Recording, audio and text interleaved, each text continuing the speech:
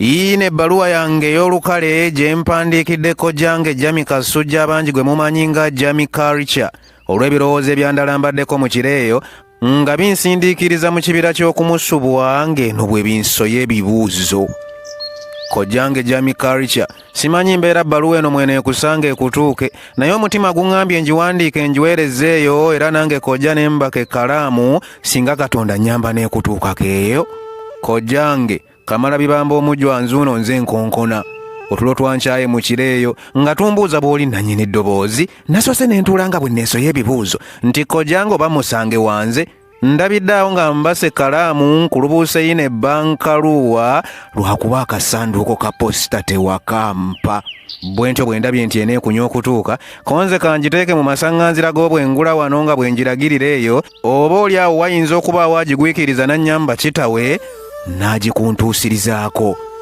Nze muzzukulu wa Mutasingwa Maseruka the Poet, omutontomi, omuwandiisi era omuzira mu bazira.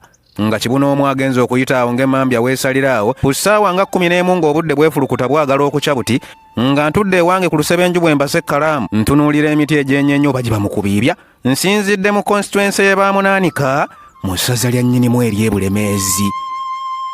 Omusajja ayimba eyawooma eddoboozi, omuwandiisi w'ennyimba gw'otabuusa maaso, si wa kavuyo nga si kimumanyiiko ekyo. Ayogeza eggono erinyuma okuwulira. Toli mwewulize si kikumanyiiko ekyo. Ebyo bye bigambo ebitonotono bye siyinza kubuusa maaso singa ntandika okuwandiika ku Jami Culture yaani. Nannyini ddoboozi sirina bukakafu nti ebbaluwa eno eneekutuukako ku nnaku z'omwezi zino 10 Gatonnya wa 2024 kwenjibagidde. Wabula olw'okuba ebirowoozo byampambye mu kiro eyo nga binsindiikiriza ngiwandiike ngiweerezeeyo era nange kojja siri wa mutwe mutengu. Kojja nkusaasira olw'okusoomoozebwa okw'enjawulo oba oli awo kukubbako akamwenyu. Nfukamidde ne nsaba Katonda omuyinza gonjole wonna awakyalemye okutuuka kuba ekyamazima nkumisinga ku siteegi. Nze gy'oli kojja ndi mujjwa bujjwa mu maanyi ago mwe nnyimiridde ne nsaba abayinza bagombolole ebyagombagana edda. Oli muntu wanjawulo atamala gafunika atyo, naddala mu kisaawe ekituulamu abayimbi, era neebaza Katonda eyateesa n'akuwa ekitone bwe kiti ekikwafu. Okusoomoozebwa okwo kw'oyitamu mukwano teweesingisa omusango nti weenenyooba nti Jami waabwe kali simaati neefuukana nti neetamwe n'edduniya. Kojja tufuge situresi. Laba eno obulamu bwe butyo bubaamu endipo n'enkoligo era buli omu azisiŋŋaana bubwe. Naye ekikulu si kwe kwesingisa omusango, okwekubagiza oba okwewunika. Ekikulu kwe kuyimirira obwannamunigina n'omanya nti omutima kansooke nguwewula ebigweraliikiriza tukkiriziganye nagwo tufune n'amaanyi tulwanyise kyonna ekiba kitutabaala. Ssebo Jami Culture ennyimba ze zijjudde obwongo n'ebirungo ebinyuvu okukamala ate n'ozifulumiza mu nnyonza y'eddoboozi. Tukusubwa nnyo munnaffe eno ku siteegi era nsaba Katonda atwanukulira omulanga.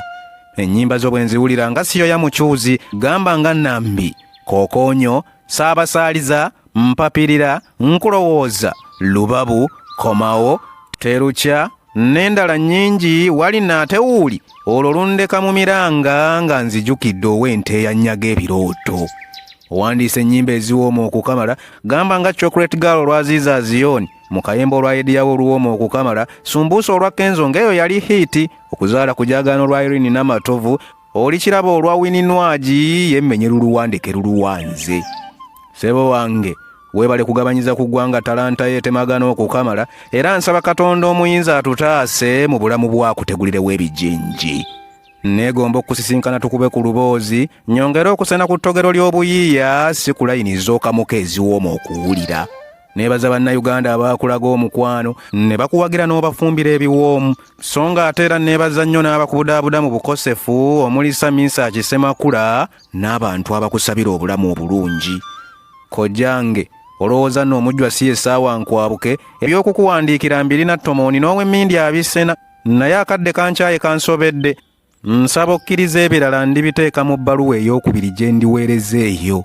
Nsaba okimanye nti oyagalwa nnyo era gye tuli bangi nga tusubwa okukulaba n'akamwenyu, era buli lw'olowooza nga ku by'omuwendo by'olina ku nsi kuno tolekangayo abawagizi baabakuwoomerwa eddoboozi. Mukama wange ebbaluwa y'eno keeri ya lukale ngigabanyeeko n'abawagizi baffe ku mukutu gwange ogwa TikTok oguli mu mannya ag'Amaseruka the Poet, era Katonda bw'alimpa obusobozi obulungi tulijja ne tukukyalirako eyo.